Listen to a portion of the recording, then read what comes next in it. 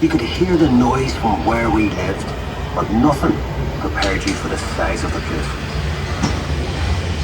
They put me to work on 401. That's what we called her. We knew she'd be the largest passenger ship in the world, but we didn't call her Titanic then. I was there from the beginning. I watched the shipwrights lay the keel blocks.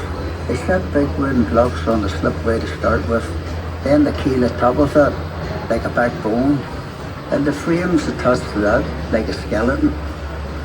Workshops everywhere. It took weeks to find your way around. There'd be workshops for every trade you ever heard of. Painters, sailmakers, coppersmiths, boiler makers, cabinet makers. I even learned a bit about French polishing of them. Portland was a fine place to work, but dangerous. Every ship cost a life, and there'd be lots of injuries besides. I was in the engine works for a while. Very well equipped it was.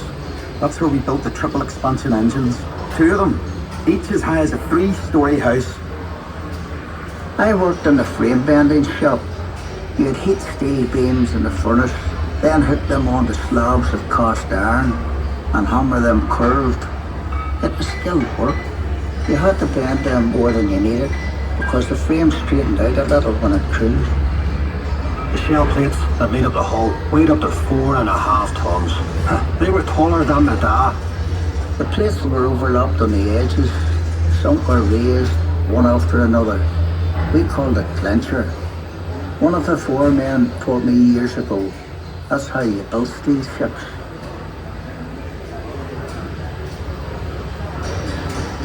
I worked as a heater boy.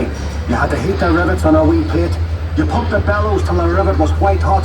Then you get a hold of it with your tongs and throw it up to the catcher. And he put it in the hole in the plate with the holder up. There were 2 of us on the other side of the plate to hold her up. We had to hammer the rivet so it filled the hole before it turned dull red. The double bottom. That's a wee space we called the tanks, made up of steel plates. The rest of the rivet squad all had to fit into that gap. One of the foremen would check each rivet with a special hammer. If it made a ringing sound, we'd have to get back and chase it out after work. I'd get scared working down in that double bottom. You only had candles for light. And the constant hammering against the shell plates. You could hear it all over Belfast. Some of those boys ended up stone deaf, so they did. We were paid 31 bob a week. The heater boy and catcher got 16 bob. But we all worked the same 54 hours. The upper deck was steel too, and part of the strength of the ship. There's no straight lines on a ship, and when you look down the weather deck, you could see the shear of the hull, but stopped her flexing at sea. The stern frame had to be strong enough to take the rudder turning in heavy seas.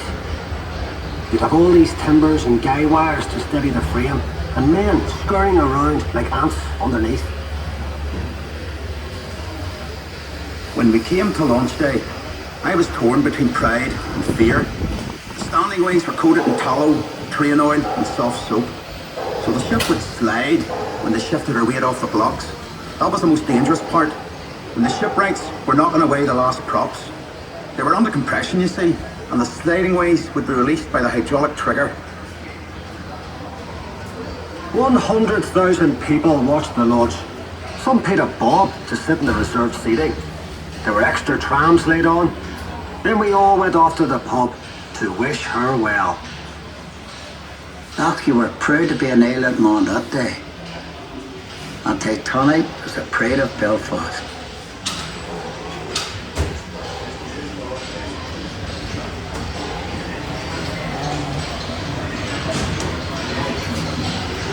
Thank you for joining us. The tour will end.